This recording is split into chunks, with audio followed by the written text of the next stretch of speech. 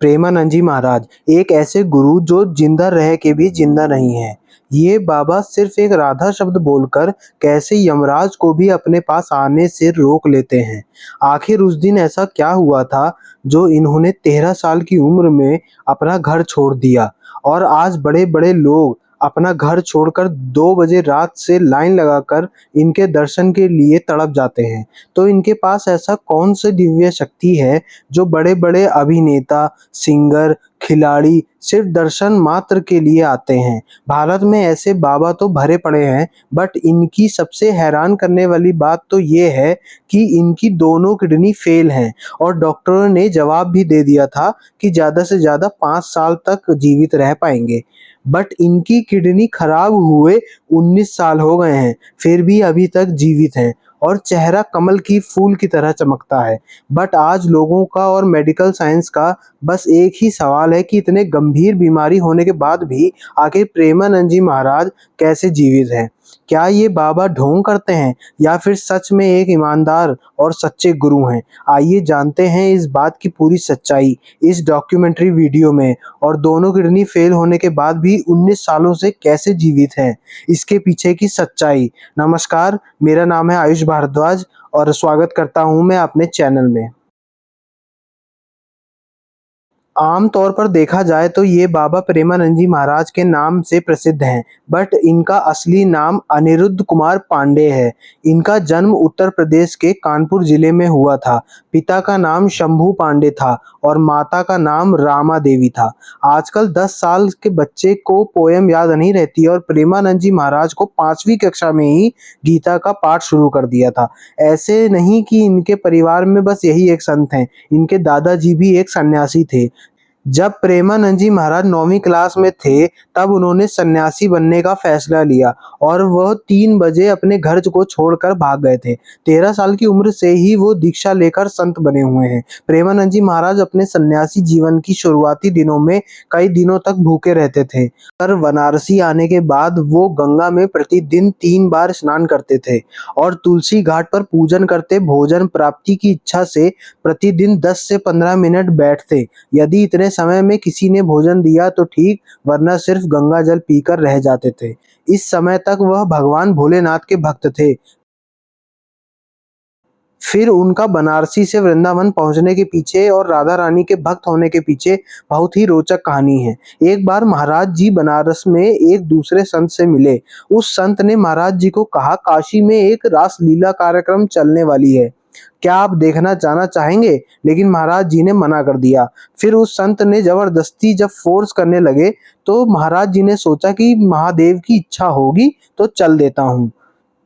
जब वो वहां जाकर कार्यक्रम देखे तो उनको वो रासलीला बहुत अच्छी लगी। इतने मोहित हुए कि एक भी दिन रासलीला कार्यक्रम देखे बिना उनका रहना मुश्किल हो गया। फिर महाराज जी उस संत से दोबारा मिले और कहा, इतना अद्भुत कार्यक्रम मैंने कभी नहीं देखा था, मुझे ये रोज देखने को कहाँ मिलेगा?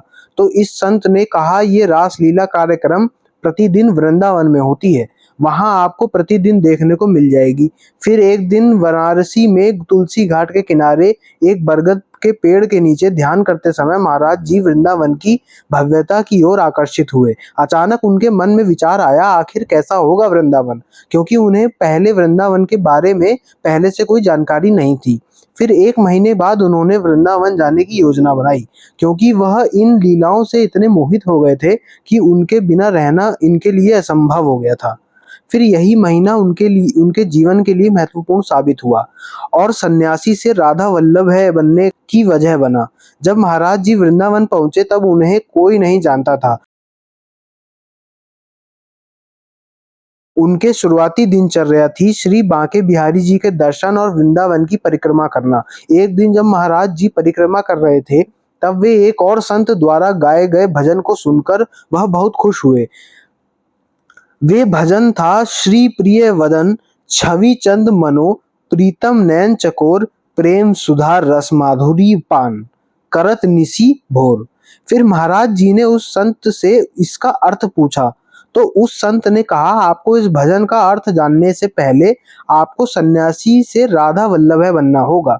मतलब आपको राधा रानी का भक्त बनना पड़ेगा, तभी आप इसका अर्थ समझ पाएंगे। महाराज जी ने उनसे प्रेरणा ली कि राधा वल्लभ कैसे बनते हैं, और उस भजन का अर्थ समझने के लिए वे सन्यासी से राधा वल्लभ बन गए।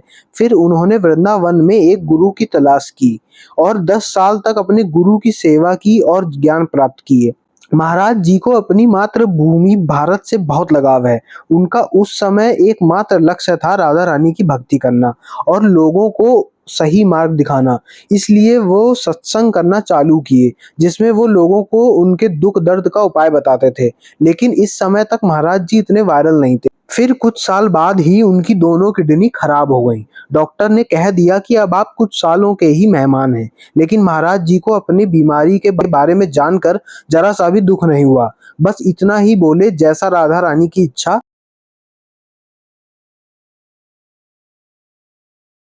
फिर उसके बाद वो और ज्यादा भगवान की भक्ति करने लगे और सत्संग करने लगे। फिर धीरे धीरे उनके प्रवचन लोगों के मन को भाने लगे और वो वायरल हो गए। डॉक्टर की सलाह से हफ्ते में 3 दिन डायलिसिस करवाते हैं और वो प्रतिदिन राधा रानी को भोग लगाकर बस आधा गिलास पानी पीते हैं और आधी रोटी और सब्जी खाते हैं और सत्संग करते हैं। लगभग 22 सालों से वो अपने सत्संग के माध्यम से लोगों का मार्गदर्शन करते हैं, साथ ही उनके प्रश्नों का उत्तर देते हैं। उनके प्रति लोगों का आकर्षण होना, महाराज जी को देवता की समान पूजना, इन सब के पीछे एक ही बड़ा कारण है कि लोग उन्हें कोई साधारण बाबा नहीं मानते, बल्कि देवता का अवतार मानते हैं। क्योंकि लोगों के पास और मेडिकल साइंस के पास इसका जवाब ही नहीं है कि आखिर कैसे कोई नॉर्मल इंसान अपनी दोनों किडनी खोकर भी 19 सालों से जीवित रह रहा है। ऐसा कैसे हो सकता है? अगर आम तौर पर देखा जाए तो जिसे भी ये बीमारी होती है, उनके शरीर धीरे धीरे काला हो जाता है और शरीर कमजोर पड़ जाता है और कुछ ही सालों में मृत्यु हो जाती है।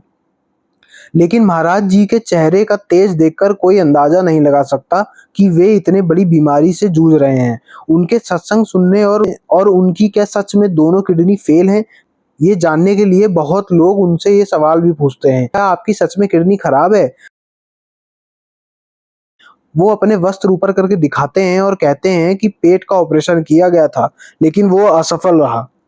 इसके बाद छाती में ऑपरेशन किया गया और एक नली डाली गई, उसी नली के जरिए अब डायलिसिस की जाती है। सवाल में लोग ये भी पूछते हैं कि ये कैसे पॉसिबल है कि आपकी दोनों किडनी फेल हैं, उसके बाद भी आप इतने सालों से जीवित हैं। क्या क्या आप किसी देव का अवतार हैं? तो उनका जवाब रहता है, मैं कोई देव का अवतार नहीं हूँ, मैं खुद राधा रानी जी का भक्त हूँ। भगवान पर भरोसा करता हूँ। राधा रानी ने मुझे जितना जीवन दिया है उतना ही मैं जीवित रहूंगा। भगवान के प्रति दिल से लगाव और भक्ति मेडिकल साइंस से भी बढ़कर है, जो असंभव को भी संभव बना देती है। उस समय से वो लोगों के दिल में और ज्यादा बस गए। उनके सत्संग में कई बार उनके भक्तों ने उन्हें अपनी किडनी देने की इच्छा जताई, लेकिन वे हमेशा मना कर देते हैं। उनकी यही चमत्कारिक बात जानकर और आशीर्वाद पाने के लिए बहुत सारे सेलिब्रिटीज भी उनके पास मिलने आते हैं।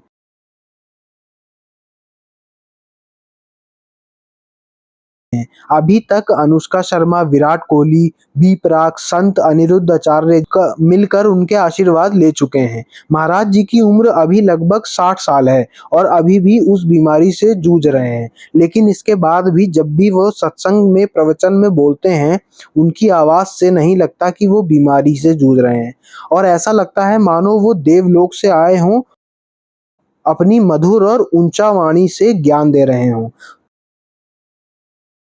दोस्तों, उम्मीद है आपको ये मेरी डॉक्यूमेंट्री वीडियो ज़रूर पसंद आई होगी। तो प्लीज़ एक लाइक और सब्सक्राइब करके जाएं और कमेंट में जय श्री राधा रानी ज़रूर लिखें। मिलते हैं नेक्स्ट वीडियो में।